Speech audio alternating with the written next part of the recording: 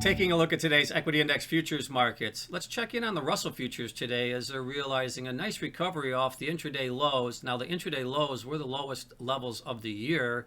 So as we continue to move through the session, we did see a reversal. And again, stemming some of the selling pressure that the markets realized late last week, and the Russell futures were able to close up over 1% on the session, currently trading right around 1873, I believe. And again, that's the top end of the range for today's price action. And all the equity index futures markets were really coming off the lower bound for the year earlier in the session. So we did see a recovery across the board in all the futures markets today. Looking at some of the reasons, I think, why we're realizing this continued volatility, a couple of things. Number one, inflation continues to be a challenging environment for the equity markets as we continue to see inflationary pressures coming.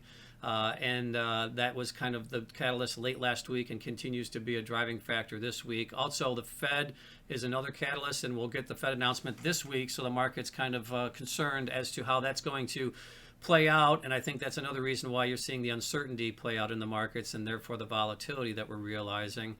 Also, concerns about now growth and recessionary concerns as GDP number for the first quarter came in negative, and now the market's trying to discern if that's going to replay in the second quarter, and if so, then how is the Fed going to manage that? So all these moving parts are influencing the equity index futures markets, and I think that's why we did see, as I mentioned, when you look at 3 of the 4 coming off the lowest levels for the year. Now, looking at the Russell futures, the intraday low was the lowest level going back to November of 2020. So the Russell is actually trading at multi-year lows and intraday today after recovering throughout the session, settling just higher, up about 1% or just slightly above that. And we did, as I mentioned, see all the equity index futures markets reverse the lower levels today and close higher on the session.